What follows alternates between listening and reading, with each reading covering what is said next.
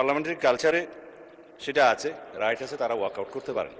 কিন্তু যে কথাগুলো রেকর্ডেড হয়ে গেল তার বিপরীতে আমাদের বক্তব্যটা 1-2 মিনিট রেকর্ডে থাকা ভালো। যে মুলতবি প্রস্তাবটা আপনার অনুপস্থিতিতে মাননীয় ডেপুটি স্পিকার প্রিজাইড করেছেন, উনি গ্রহণ করেছিলেন, তখনই আমি আপত্তি উত্থাপন করেছিলাম যেটা 68 বিধিতে হতে পারে, কিন্তু মুলতবি প্রস্তাব যে রুলস অফ প্রসিডিওর আছে তার মধ্যে আপনি রাইটলি আইডেন্টিফাইড করেছেন, সেটা আমি আগে উত্থাপন করেছি। যে বিষয়টি আইন প্রণয়নের মাধ্যমে নিষ্পত্তি হতে পারে সেরকম কোনো বিষয় মুলতবি প্রস্তাবে আলোচনা করার বিধান নাই। এটা আপনাদের উদারতা, হাউসের অভিভাবক হিসেবে জাতীয় গুরুত্বপূর্ণ ইস্যু হিসেবে উত্থাপিত হয়েছে, আপনি আলোচনার জন্য রেখেছেন এবং সেটা 2 ঘন্টা আলোচনার জন্য সময় নির্ধারিত হয়েছে, উভয় পক্ষে আলাপ আলোচনা হয়েছে।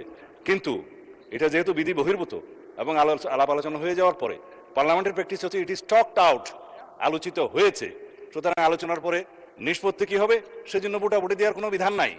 শুধুমাত্র মুলতবি প্রস্তাব উত্থাপিত হবে কি না, উত্থাপিত হবে অথবা হবে না তার উপরে ভোটাভুটির বিধান আছে।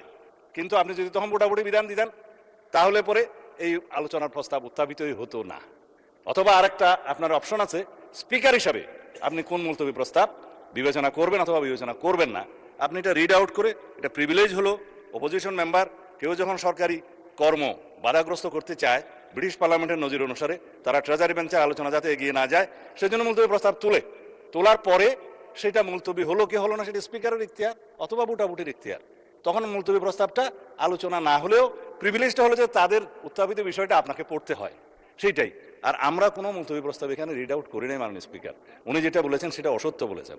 যেটা মুলতবি প্রস্তাব আমিও শুনেছি আজকে একজন বেসরকারি সদস্য উত্থাপন করতে পারেন, সেটা আপনাকে বিবেচনা করতে হবে, যেহেতু একই বিষয়ে আপনি বিরোধী দলের মাননীয় নেতার একই রকম মুলতবি প্রস্তাব আপনি গ্রহণ করেছেন।